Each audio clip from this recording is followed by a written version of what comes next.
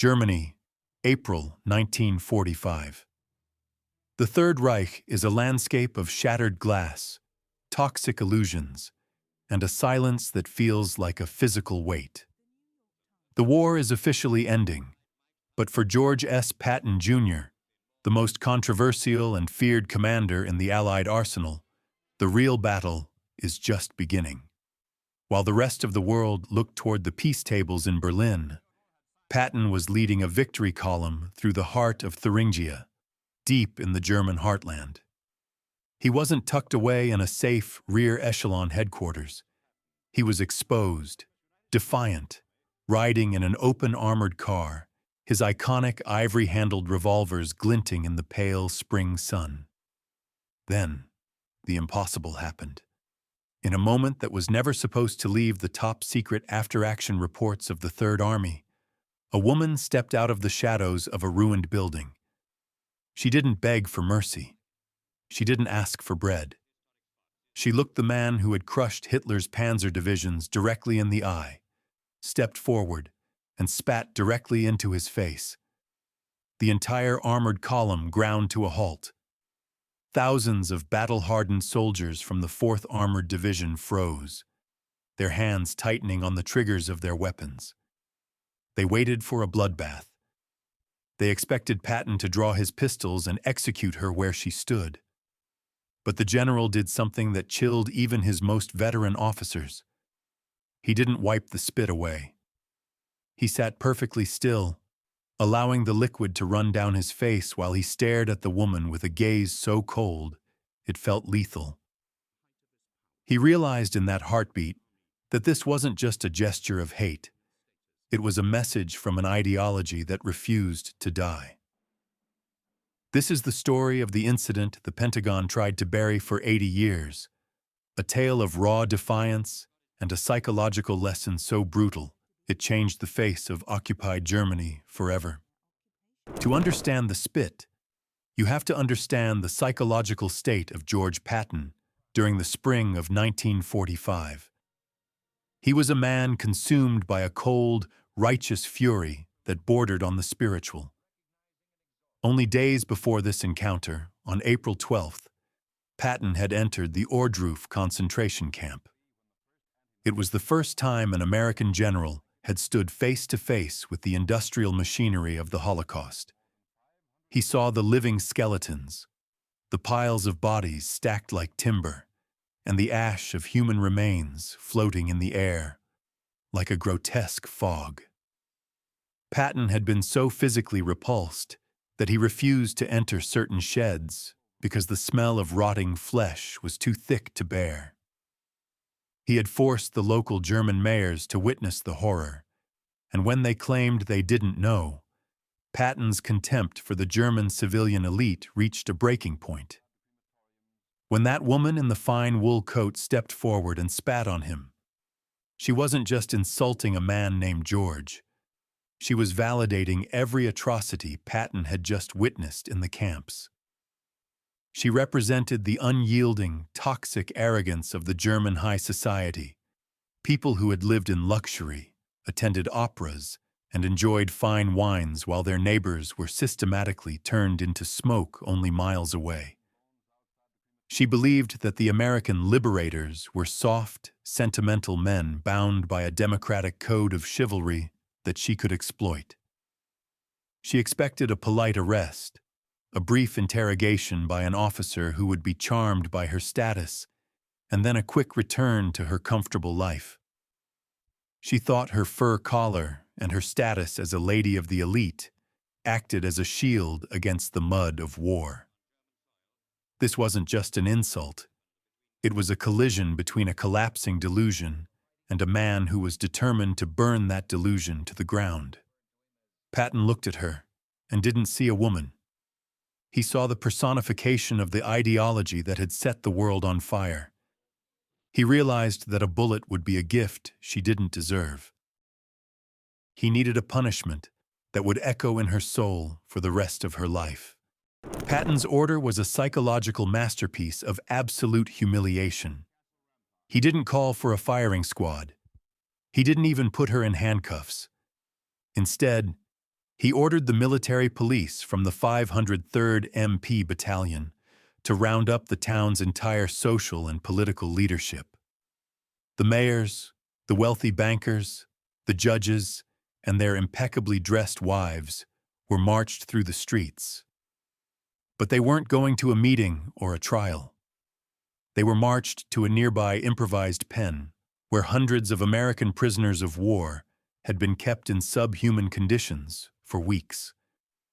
These American soldiers were skeletal, covered in lice, and living in their own filth. The stench of dysentery, disease, and rotting straw was thick enough to choke a horse. Patton, with the dried mark of the woman's spit still clearly visible on the star of his helmet, stood before the gathered elite. His voice wasn't a shout. It was a low, lethal growl that commanded the absolute silence of everyone present. "You think you are the masters of the world?" he asked, his eyes scanning their expensive clothes. "Then you shall serve the world you created." He ordered that these women in their furs and the men in their tailored suits be given rusty shovels and wooden buckets. Their task was to clean the POW latrines with their bare hands. They were forced to carry the human waste of the American soldiers through the very center of the town, past the eyes of their own servants, their neighbors, and the soldiers they had mocked. This wasn't just labor. It was a ritual of total erasure, a forced confrontation with the filth they had enabled through their silence and their support of the regime. The woman who had spat on Patton was forced to lead the column. As she slipped in the freezing mud, her expensive wool coat soaked in the liquid waste of the men she considered subhuman, Patton watched from his car, refusing to look away. He made sure the entire population saw their betters reduced to the most degrading task imaginable. He wanted to ensure that for the rest of their lives, the smell of that waste would be the only thing they remembered when they thought of their master race. Patton's decision to humiliate the civilian elite carried immense personal and professional risks that could have easily ended his military career in a single afternoon. His superiors, Generals Omar Bradley and Dwight Eisenhower, were already under immense pressure from Washington and the international press to maintain orderly conduct and adhere strictly to the Geneva Convention. Forcing civilian women, regardless of their political ties, into hazardous and degrading labor was a direct violation of the rules of engagement. It was the kind of incident that political enemies in the Pentagon could use to strip Patton of his stars. But Patton didn't operate on a frequency that cared about the next promotion or the approval of politicians. He believed that the German spirit was like a sword that needed to be snapped, not polished. If he had arrested the woman, she would have become a local hero, a symbol of silent resistance against the American invaders. If he had shot her, he would have created a martyr whose story would inspire future insurgents. But by making her carry filth, he made her pathetic. He replaced her aura of defiance with a stench that no one wanted to be near. In his private diary that evening, Patton wrote one of his most chilling and insightful entries. "The only way to win a lasting peace with these people is to make them fear the consequences of their arrogance more than they fear death itself. A dead enemy is a memory. A humiliated enemy is a lesson." This wasn't just a rogue general ignoring the rules. It was a crusader writing his own scripture in the mud of a fallen empire. Patton realized a truth that his peers in Washington refused to acknowledge: that you cannot negotiate with an ideology of genetic superiority. You can only bury it under the weight of its own reality.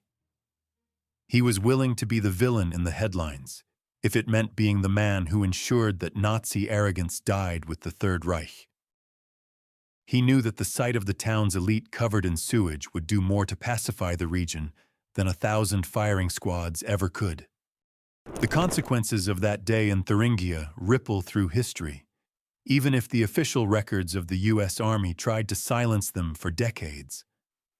Word of Patton's lesson of the Latrines spread through the German countryside like a shockwave. It traveled faster than his tanks. When American armored columns reached the next major town, there were no more acts of defiance. There were no more stones thrown, and no more spit landing on Allied uniforms. The civilians didn't spit. They stood in a heavy, terrified silence, their eyes fixed firmly on the pavement as the liberators passed. Patton had successfully neutralized an entire district's will to resist without firing a single bullet.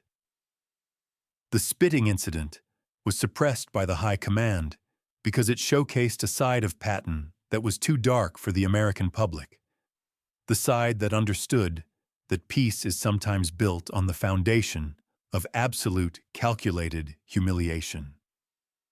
Patton didn't just win battles. He won the peace by being the monster the Nazis feared and the leader his men worshipped.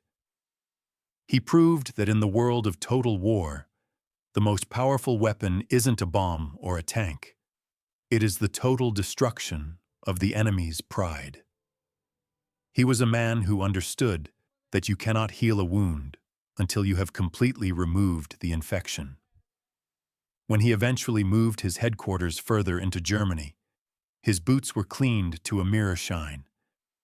But the stain on the reputation of the local elite remained for generations. He had taught them that the price of arrogance was a debt paid in the very filth they had tried to pretend didn't exist. This story, buried in the footnotes of the war, remains a chilling testament to a man who understood that sometimes, to end a nightmare, you have to be the one who wakes it up with a cold, hard slap of reality. George Patton didn't wipe the spit off his helmet that day because he wanted to feel the weight of their hatred until he had successfully ground it into the dust of history. He knew that the stain on his uniform would wash off, but the stain on their pride would be permanent. Thank you for watching. This was Mike. See you in the next video.